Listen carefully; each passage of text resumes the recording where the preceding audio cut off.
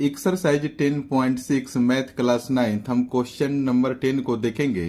In any triangle ABC if the angle bisector of angle A and perpendicular bisector of BC intersect. यह एक circle है और देखिए point A B और सी पर एक ट्रायंगल बना हुआ है। तो कह रहा है कि if the angle bisector of A, तो देखिए अगर ए का एक बाइसेक्टर बना दिया जाए, मैं अभी पिक्चर में बना रहा हूं। देखिए यह लाइन इस एंगल ए का बाइसेक्टर है, तो मान लीजिए कि यह एंगल 1 है और यह एंगल 2 है। जब बाइसेक्टर है तो ये एंगल 1 और एंगल 2 आपस में इक्वल हो जाएंगे। And perpendicular bisector of BC, और ये देख लीजिए ये जो लाइन है इस बीसी का परपेंडिकुलर बाइसेक्टर है।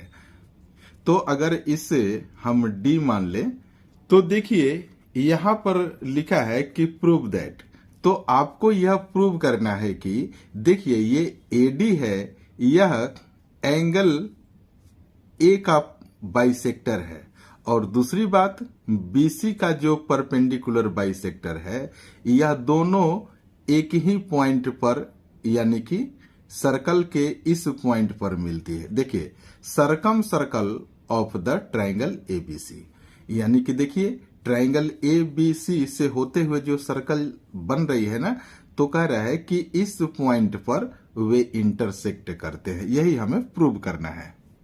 सबसे पहले एक छोटा सा कंस्ट्रक्शन करना होगा। आप देखिए ज्वाइन CD एंड DB,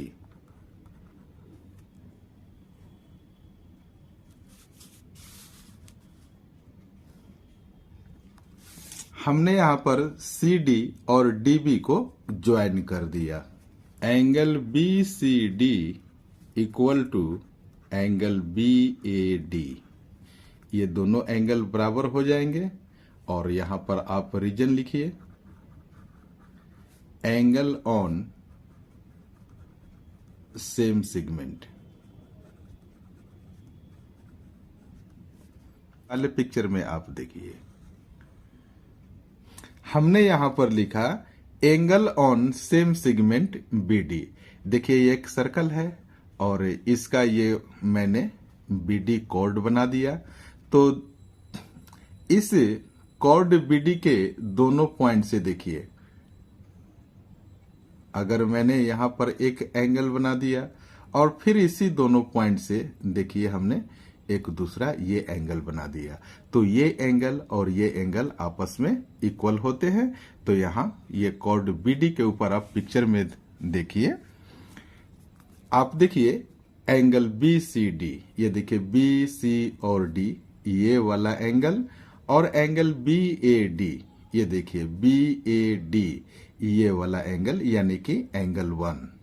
ये दोनों एंगल आपस में इक्वल हो जाएंगे। एंगल BCD हमने इसे एज यूजुअल लिख दिया, और यहां पर देखिए एंगल BAD, यानी कि पिक्चर में देखिए BA और D ये एंगल 1 की बात हो रही है।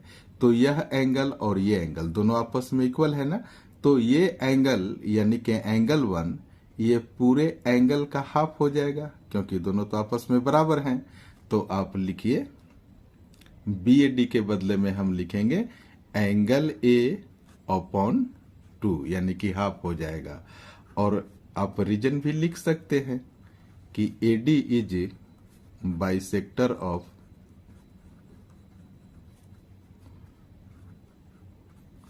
Of angle A। फिर हम लिखेंगे angle DBC equal to angle CAD, और हम रीजन लिखेंगे एंगल ऑन सेम सेगमेंट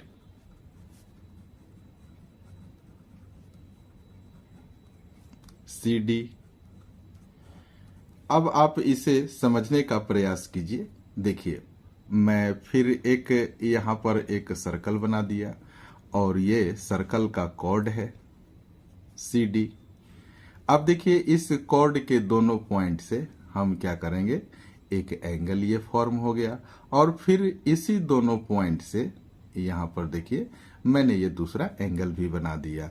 तो इस तरीके से ये दोनों एंगल आपस में इक्वल हो जाएंगे। आप यहाँ समझिए एंगल DBC, आप पिक्चर में जरा देखिए, ये DBC ये कॉर्ड CD है, तो ये वाला एंगल इक्वल है एंगल CAD के। अब आप पिक्चर में देखिए इसी दोनों कॉर्ड से देखिए C पॉइंट से CAD, यानी कि ये एंगल 2 की बात हो रही है। तो अब हम क्या करेंगे, आप लिखिए DBC को आप एज यूजुअल लिख दीजिए, DBC is equal to angle A/2। आप पिक्चर में यहां पर देखिए एंगल 1 और एंगल 2 आपस में इक्वल हैं, तो केवल अगर हमें एंगल 2 लिखना होगा तो यह पूरे एंगल का हाफ हो जाएगा। तो इसी तरीके से CAD, यानी कि इस एंगल की बात हो रही है, यह पूरे एंगल का हाफ हो जाएगा। तो इसीलिए हमने लिख दिया एंगल A/2, और आप इसे इक्वेशन सेकंड मार्क कर दीजिए। From equation first and second, आप देखिए यह इक्वेशन फर्स्ट है और ये वाला इक्वेशन सेकंड है। इसके RHS पार्ट को देखिए, यह दोनों आपस में इक्वल है, तो आप इसके LHS पार्ट को आपस में इक्वल कर सकते हैं। तो आप लिखिए एंगल BCD इक्वल हो जाएगा एंगल DBC के, तो हमने यहां पर लिख दिया एंगल DBC। अब आप यहां पर देखिए एक मान लीजिए कि यह ट्रायंगल है D, B और C। यहां पर देखिए BCD, ये देखिए BCD ये वाली एंगल आप यहां पर देख लीजिए, ये वाली एंगल, और यहां पर देखिए एंगल DBC इस एंगल की बात हो रही है, यहां पर भी देख लीजिए। तो अब देखिए कि जब ये दोनों एंगल आपस में इक्वल हो गए, तो इस एंगल के सामने वाला साइड ये देखिए BD, और इस एंगल के सामने वाला साइड यानी कि CD, ये दोनों आपस में इक्वल हो जाएंगे ना। तो यहां पर भी देख लीजिए इस एंगल के सामने वाला साइड ये CD और इस एंगल के सामने वाला साइड ये BD आपस में इक्वल हो जाएगा। तो हम लिख सकते हैं कि BD is equal to CD। आप इस पिक्चर में देखिए यहां पर जो ट्रायंगल बन रहा है, तो इसमें देखिए कि ये BD और ये CD दोनों आपस में इक्वल हैं, और पिक्चर में देखिए जो हमने D पॉइंट बनाया है यहां पर, तो ये वाली लेंथ और ये वाली लेंथ अगर दोनों आपस में इक्वल है, तो देखिए ये D पॉइंट सर्कल पर ही तो यहां बन रहा है ना। इसीलिए आप लिख सकते हैं कि D lie on A perpendicular bisector of BC and they also lie on the circle.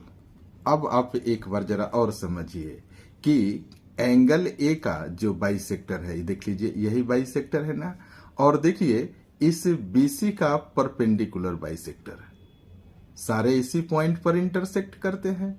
तो इससे यह कंफर्म हो गया कि ये D इस सर्कल के पॉइंट पर ही फॉर्म हो रहा है।